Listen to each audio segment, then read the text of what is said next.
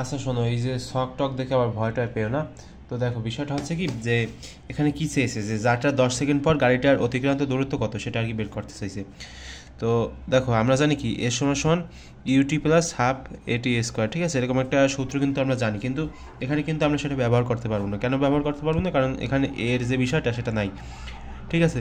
তো দেখো সেজন্য আমরা কি বের করবো বলো তো, কীভাবে বের করবো? এর সমান সমান এই সূত্র ব্যবহার করবো, U plus V by 2 into T, এই সূত্র আমরা ব্যবহার করবো। এই সূত্রটা একবার মাথায় গেঁথে রাখো। তো দেখো এখানে ইউ কত বলো তো? ইউ হচ্ছে তোমার 0, ঠিক আছে, মানে আদিবেগ হচ্ছে তোমার 0। এরপর হচ্ছে তোমার শেষ বেগ কত বলো তো? এখানে কি বলছে যে 10 সেকেন্ড পর গাড়িটার অতিক্রান্ত যে দূরত্ব সেটা আমাদেরকে বের করতে হবে, অর্থাৎ 10 সেকেন্ড পর, অর্থাৎ এই যে 10 সেকেন্ড না, এই 10 সেকেন্ডের কথা বলা হয়েছে। 10 সেকেন্ড পর বেগ কত এর? 10 সেকেন্ড পর বেগ হচ্ছে 5 মিটার পার সেকেন্ড, ঠিক আছে, নিচে হবে 2 আর এখানে হবে তোমার 10, ঠিক আছে। তো এখন একটু ক্যালকুলেশন করো, ক্যালকুলেশন করলে কত আসে সেটা একটু দেখার চেষ্টা করো, যে এখানে কত আসে দেখো, 0+5, ওগুলো তো দেওয়ার দরকার নাই, 2 গুণ হচ্ছে তোমার 10, কত আসে দেখো 25। তো এখানে উত্তরটা হবে তোমার 25, ঠিক আছে।